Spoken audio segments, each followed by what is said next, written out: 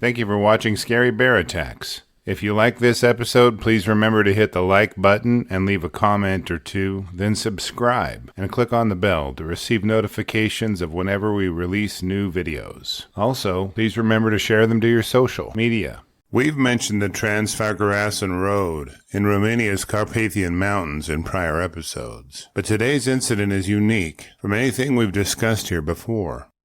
Yes, there are still emerald forests crowded with old larch and spruce trees. The scenery is deceptively peaceful as you catch glimpses of chamois on sheer cliffs. But those graceful little goats dance down the daggers of rock because they know better than to get within range of the local brown bears. Welcome back to Scary Bear Attacks. Romania's Carpathian Mountains are laced with clear streams and alpine meadows, which host Europe's densest brown bear populations. These majestic creatures roam in regions draped with wild blueberries and bilberries, beneath towering silver fir and sycamore, while red deer and wild boar quietly share their range. Yet when humans journey onto these ancestral paths, on winding roads, or popular trails, the balance can shift dangerously. On the morning of Thursday, July 2nd, 2025, 48-year-old Omar Zin twisted and turned his motorcycle along the famed Transfăgărașan Road in Argeș County. He was decked out with protective riding clothes and a helmet to shield him in case he wrecked. Motoring through the area, Omar was part of a group of riders who had traveled here to enjoy the scenery between the Vidraru Dam and Balia Lake. He wasn't planning on venturing into bear territory, so logically wasn't carrying a firearm or bear spray, and was not accompanied by a dog on this trip. As he approached a turn in the road, he noticed a brown bear sow and 3 cubs feeding along the shoulder near a sign warning visitors not to feed the bears. The irony of locating a bear family near a sign warning against feeding them seemed to be a social media-worthy occasion. The sow was cautious as Omar pulled over, but didn't flee upon his presence. This must have seemed to him as a subtle welcome from the bear, one he surely would accept.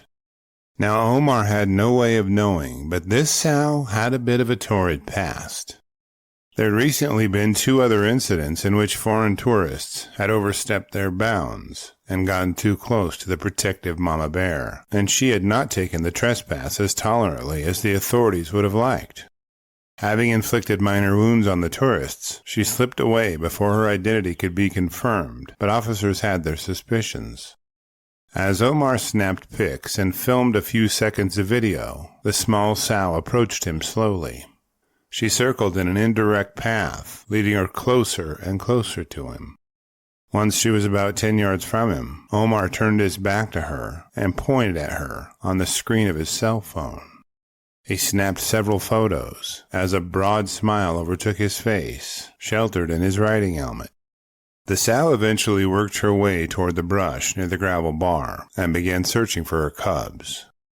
Omar took this as his cue that his bear viewing was over for the day. He returned to find his friends and tell them what he'd seen, and show them the amazing photos and videos.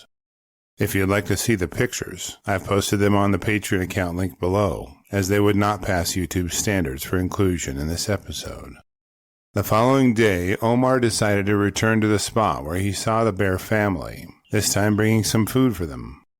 He knew feeding the bears was strictly against the rules, as the authorities had posted more than 20 signs indicating that along the relatively short drive to the lake. Just to round out the information that Omar was undoubtedly lacking, Hunting Zone 5, which was the zone Omar had found the bears in, had a brown bear population of 112 animals. The management goal was set at a maximum of 25 bears for the habitat, but local politicians were lost in the debate to properly manage the population. This may have placed the bears in a stressful situation of overcrowding and overcompetition, especially when you add in the presence of tourists. As Omar searched the bag of snacks he'd brought, the sow approached more aggressively than she had the prior day. Her head was high, and her eyes were focused directly on the man as she crept toward him. By the time she got to within a few feet, Omar noticed that she wasn't staring at the bit of food he held out for her, but directly at him. After a few hours, Omar's friends had noticed he hadn't returned and decided to investigate. They knew where he had told them he'd found the bears and rode their bikes to the gravel pullout.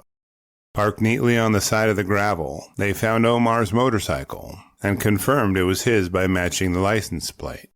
When yelling for their friend yielded nothing, the bikers put together the grim potential and notified authorities. Wildlife officers converged on the location and began to search for clues. Toward the edge of the pullout, they found a drag trail and some blood. Following the trail into a ravine, they dropped almost 250 feet in elevation before discovering Omar's mangled corpse, precariously resting on a steep and tangled slope. A recovery team was organized, but the sow wasn't ready to give up her prize just yet.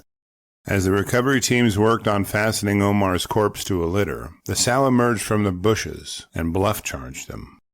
Thinking she may just be surprised by their presence, they yelled and tried to chase her off, but she was not going to leave peacefully. Having brought along hunting rifles, the decision was made to kill the sow and eliminate the apparent and dangerous threat she'd been posing to human visitors to her territory. I could find no source indicating the condition of the sow, but judging by the pictures and video, I estimate her body weight to be around 200 pounds. This is small as far as brown bears go, but she had been providing for and protecting her 3 cubs. There was no mention of what became of her cubs either. Speaking of cubs, our Cub Tier membership on Patreon, linked below, will give you ad-free early access to pictures, notes, and episodes. And the $3 per month goes a long way in helping me continue to produce educational and entertaining content like this. As is common whenever a bear attack occurs, a media and political firestorm enveloped the topic. The founder of an environmental non-governmental organization called Agent Green, Gabriel Pon, claimed the issue was management, not a matter of too many bears. He cited the fact that tourists ignore signs to avoid approaching and feeding the bears. Claiming the trouble originated because of climate change, he advocated for higher fines for violators and possible prison time. Management proponents chimed in with their own feedback, pointing to how out of balance populations in nearly every habitat are and the inherent risks it creates. Romania's brown bear population has recently been estimated at between 10,000 and 13,000 individuals over its 92,046 square miles. This is a brown bear density of 1 bear for every 9 square miles, which is high. It is the largest brown bear population outside of Russia in Europe. Federal wildlife policies have responded by doubling the annual bear kill quota to 481 in 2024, aiming to reduce so-called habituated bears that frequent tourist areas or garbage dumps. Nonetheless, conservation authorities and non-government organizations stress that reducing habitat pressures through secure fencing around waste sites, stricter enforcement of feeding bans, and public education could help prevent similar tragedies. After reviewing the facts surrounding this episode, I'm left with a few questions for you. Is it realistic to have wildlife officers haze bears away from roadways to keep them and the tourists safe? Would high fines or prison time keep tourists from feeding and approaching bears, or just raise more money for the government? Does the fact that bear populations are approaching 4 times their recommended numbers for the habitat carrying capacity factor in? I will gladly read and reply to your thoughts, so post them in the comments section below, and let's talk about it. Thank you for watching Scary Bear Attacks. If you've enjoyed this episode, please consider clicking on the like button and clicking on the bell icon. We'll help you know when we post our new episodes. Posting our video links to your social media profiles furthers awareness, and it's fun. We slashed our prices in our merch store, linked below, so check out the bargains there while you shop. As a member of our human community, remember to adventure bravely and be careful out there, especially in bear country.